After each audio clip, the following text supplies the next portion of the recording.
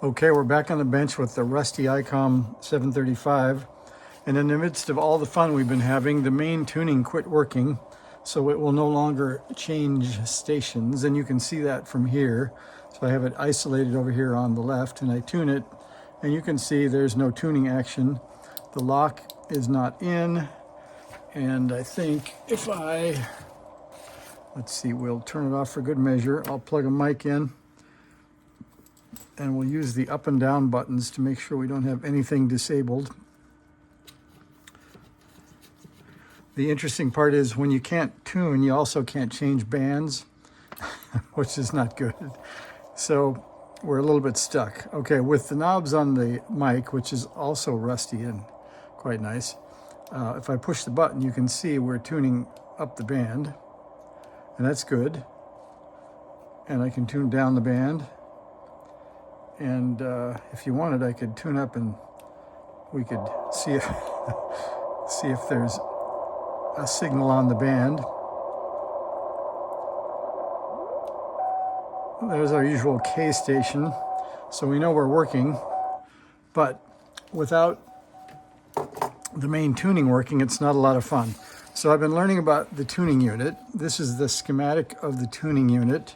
Basically, it's a couple of infrared LEDs and two sensors or transistors, phototransistors, and you can get the signal directly out or you can get it here, which I believe is probably like a Schmidt trigger to make it square. So you get the raw signal and I guess the squared up signal. We'll find out in a minute. So I've traced the wires and the connector that you can actually pull out. So I pulled it out. That's why the wire is coming out of the top instead of out of the tuning hole. Gives you a lot more rope. So blue and green are the direct signals out of the two LEDs, or the two receivers, I should say. And the yellow and orange are the, I believe, amplified versions or Schmidt trigger versions. So we can look at, let's see. First thing we can do is we can see if we have two diodes and a dropping resistor. We should have something like 1 volt here and a couple of volts here and 4.7 there. So let's see if we can measure those. And I've got the meter way up high, so I guess I can show you the meter, but I can't show you the probing. Maybe I could bring the meter down here. Maybe we'll use the Klein. The HP is much more accurate, but the Klein's a lot more portable. So for today's purpose, we'll use the Klein. We'll get that on DC and set it right next to the radio. I think you can read that. All right, so we'll put the ground on a convenient spot on the chassis. And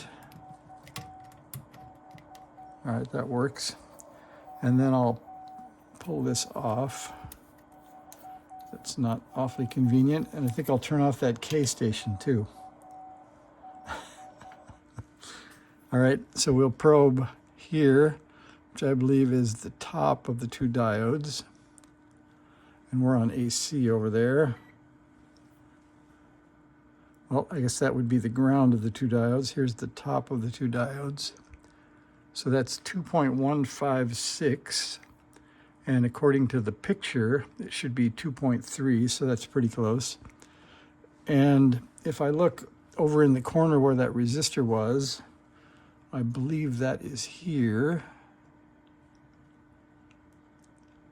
That's the 2.156, and right next to it should be the 4.7, and that's 5. So that would mean we're drawing a bit more current, I guess, than expected. But let's see if we have the dropping effect. So to remind you, we're going to check here. Oh, we checked here, that's 5. We're going to check here and here to see if we have roughly half. So that's the half. And that's 1.0 something, almost 1.1. So I'm gonna think that is good. And that's 1.07, and then 2.156. So they're roughly equal, not exactly the same. But they're at least still diodes, so we're going to call that good. So for right now, I'm going to assume that we have a signal to count, and now we're going to try to probe. First of all, I'm going to try to probe the blue wire, which comes out of this sensor, the bottom one, and then I'll try to probe the green wire, which comes out of the top one. So first, we will try the blue wire.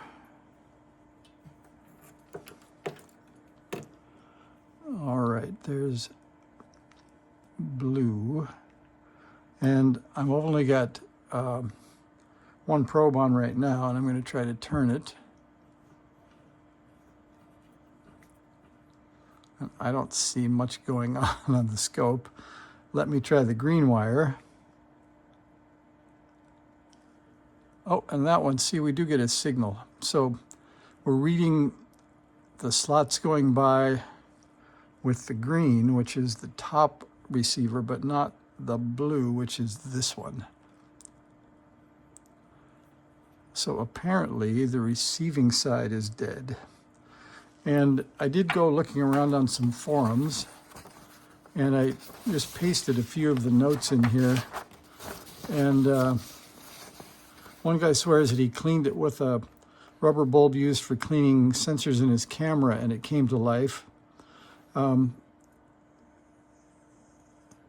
It says, some online research revealed this is a fairly common problem, usually due to one or more of the failed phototransistors on the encoder printed circuit board, which are now obsolete.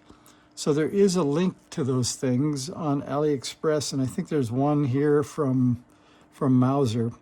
So it looks to me like that's the issue on this one, is a bad, the receiving side is bad, because I have a good and a bad, and that's the only part we're seeing. So that's the good one on the green lead, and here's the blue lead with nothing out.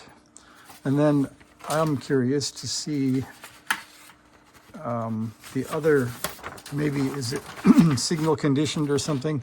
So let's see, since green is working, that should mean then that orange is also working. So let's try orange.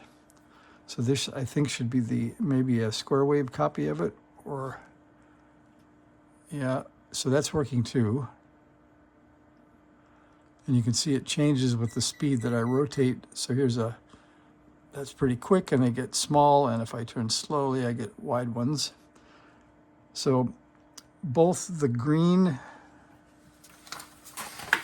which is, that's green there, so that Q1 is good, and then orange is the output of Q3, that's good. But the output of Q2, which is blue, and then blue also feeds yellow. So let's see how yellow and blue look. So again, there's blue, nothing, and yellow should be nothing because there's nothing feeding it. Yep. So that's my guess. I'm going to order that part Q2 and see if that is the issue. If it is, we will be back in tuning business, and if not, I'll have learned a couple of things. So there's the Rusty ICOM update for the day. Thanks for watching. See ya.